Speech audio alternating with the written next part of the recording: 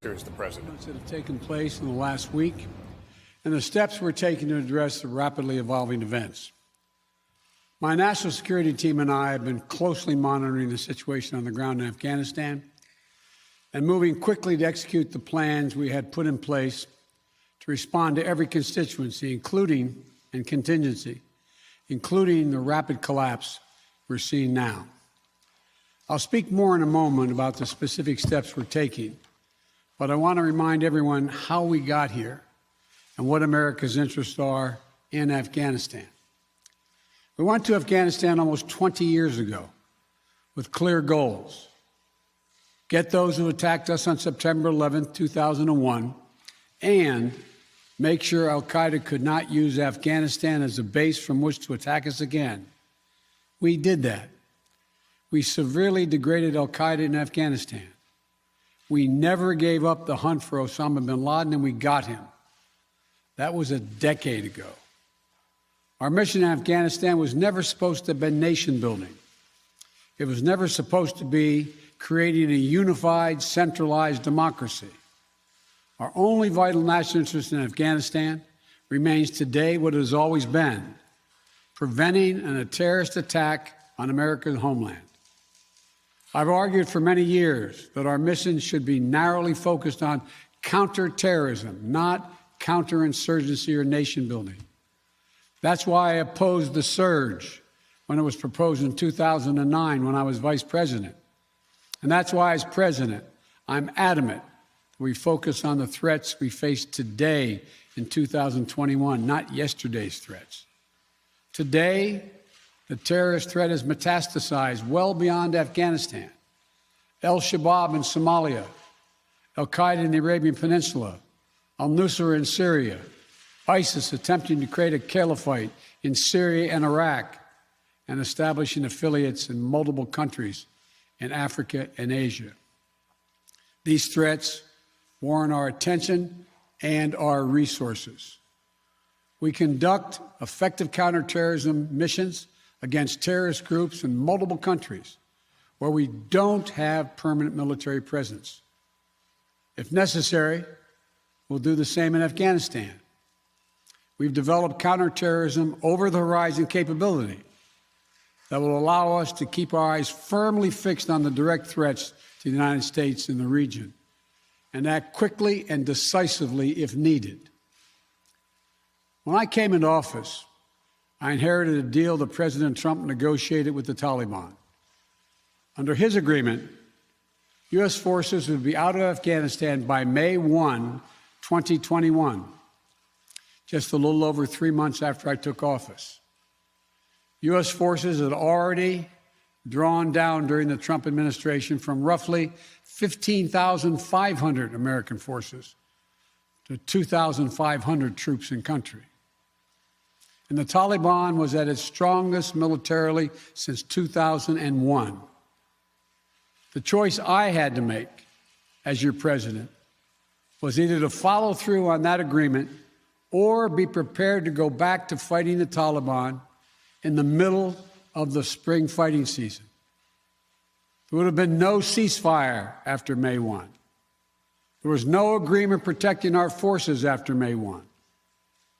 There was no status quo of stability without American casualties after May 1. There was only a cold reality of either following through on the agreement to withdraw our forces or escalating the conflict and sending thousands more American troops back into combat in Afghanistan, lurching into the third decade of conflict.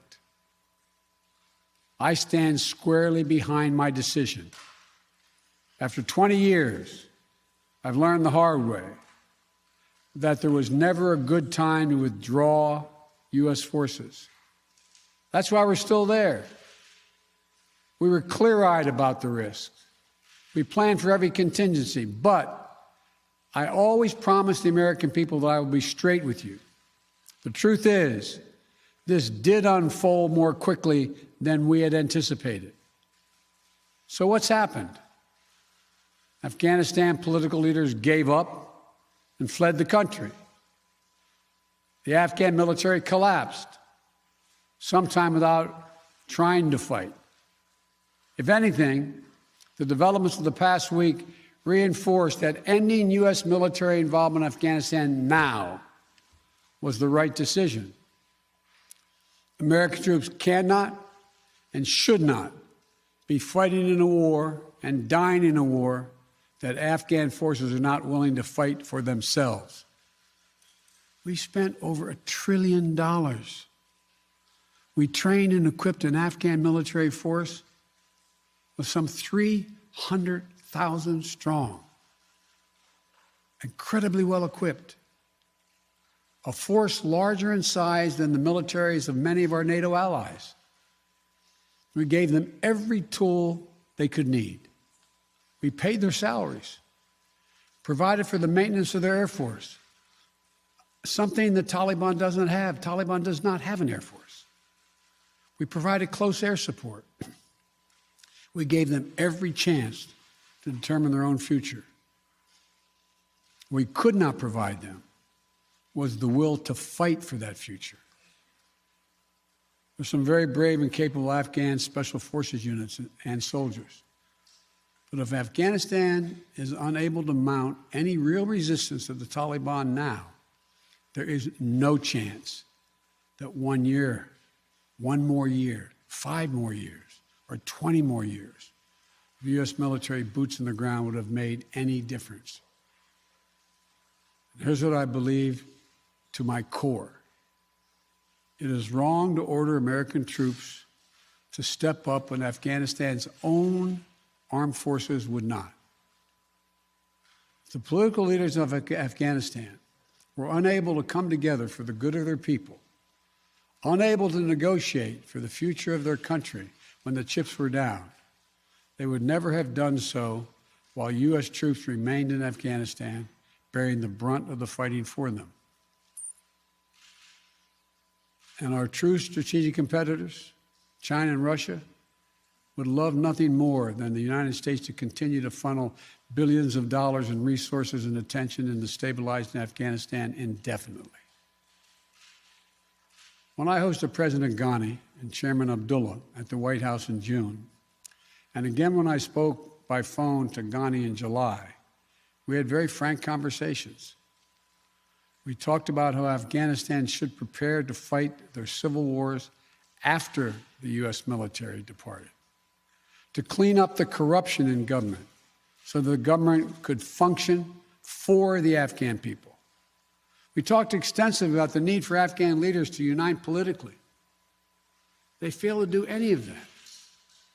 I also urged them to engage in diplomacy, to seek a political settlement with the Taliban. This advice was flatly refused.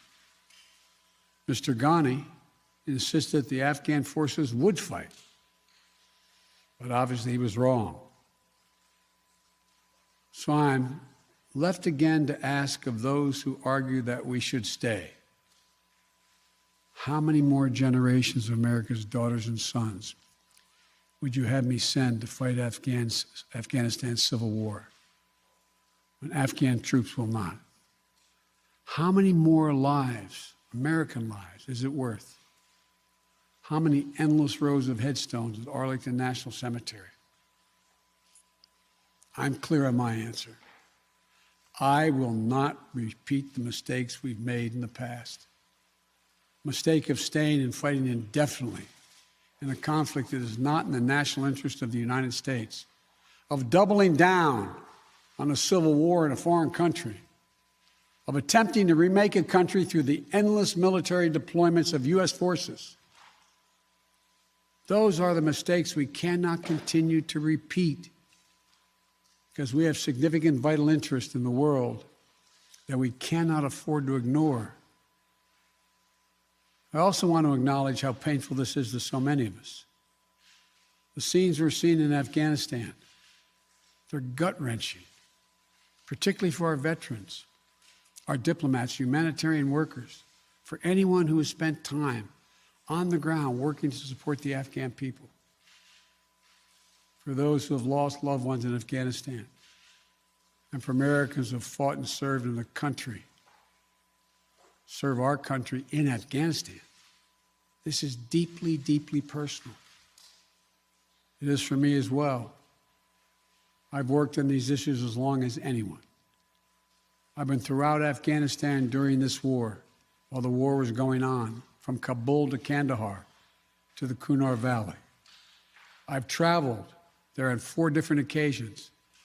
I met with the people. I've spoken to the leaders. I spent time with our troops. And I came to understand firsthand what was and was not possible in Afghanistan. So now we're focused on what is possible. We will continue to support the Afghan people.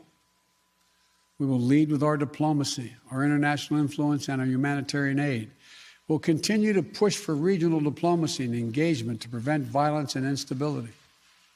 We'll continue to speak out for the basic rights of the Afghan people, of women and girls, just as we speak out all over the world. I've been clear that human rights must be the center of our foreign policy, not the periphery. But the way to do it is not through endless military deployments. It's with our diplomacy, our economic tools, and rallying the world to join us. Well, let me lay out the current mission in Afghanistan. I was asked to authorize, and I did, 6,000 U.S. troops to deploy to Afghanistan for the purpose of assisting in the departure of U.S. and allied civilian personnel from Afghanistan, and to evacuate our Afghan allies and vulnerable Afghans to safety outside of Afghanistan. Our troops are working to secure the airfield and to ensure continued operation of both the civilian and military flights. We're taking over air traffic control.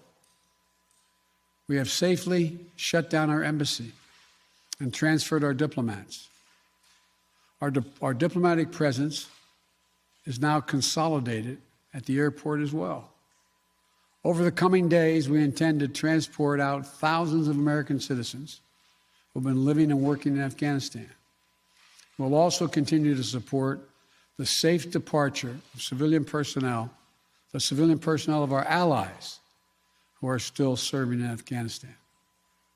Operation Allies Refugee, which I announced back in July, has already moved 2,000 Afghans who are eligible for special immigration visas and their families to the United States. In the coming days, the U.S. military will provide assistance to move more SIV-eligible Afghans and their families out of Afghanistan. We're also expanding refugee access to cover other vulnerable Afghans who worked for our embassy. U.S. non-governmental agencies, or U.S. non-governmental organizations, and Afghans who otherwise are at great risk, in U.S. news agencies. I know there are concerns about why we did not begin evacuating Afghan civilians sooner. Part of the answer is some of the Afghans did not want to leave earlier, still hopeful for their country. And part of it because the Afghan government and its supporters discouraged us from organizing a mass exodus to avoid triggering, as they said, a crisis of confidence. American troops are performing this mission as professionally and as effectively as they always do, but it is not without risks. As we carry out this departure, we have made it clear to the Taliban, if they attack our personnel or disrupt our operation, the U.S. presence will be swift and the response will be swift and forceful. We will defend our people with devastating force if necessary. Our current military mission will be short in time, limited in scope, and focused in its objectives. Get our people and our allies as safely as quickly as possible. And once we have completed this mission, we will conclude our military withdrawal. We will end America's longest war after 20 long years of bloodshed. The events we're seeing now are sadly proof that no amount of military force would ever deliver a stable, united, secure Afghanistan as known in history as the graveyard of empires. What's happening now could just as easily happen 5 years ago or 15 years in the future. We have to be honest. Our mission in Afghanistan has taken many missteps, made many missteps over the past 2 decades. I'm now the 4th American president to preside over war in Afghanistan, 2 Democrats and 2 Republicans. I will not pass this responsibility on to a 5th president. I will not mislead the American people by claiming that just a little more time in Afghanistan will make all the difference. Nor will I shrink from my share of responsibility for where we are today and how we must move forward from here. I am President of the United States of America, and the buck stops with me. I'm deeply saddened by the facts we now face. But I do not regret my decision to end America's warfighting in Afghanistan and maintain a laser focus on our counterterrorism missions there and other parts of the world. Our mission to degrade the terrorist threat of al-Qaeda in Afghanistan and kill Osama bin Laden was a success. Our decades-long effort to overcome centuries of history and permanently change and remake Afghanistan was not, and I wrote and believed it never could be.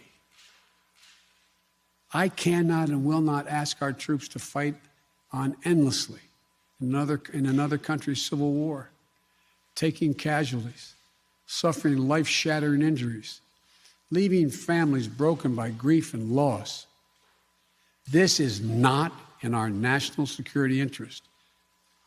It is not what the American people want. It is not what our troops, who have sacrificed so much over the past 2 decades, deserve. I made a commitment to the American people when I ran for president that I would bring America's military involvement in Afghanistan to an end.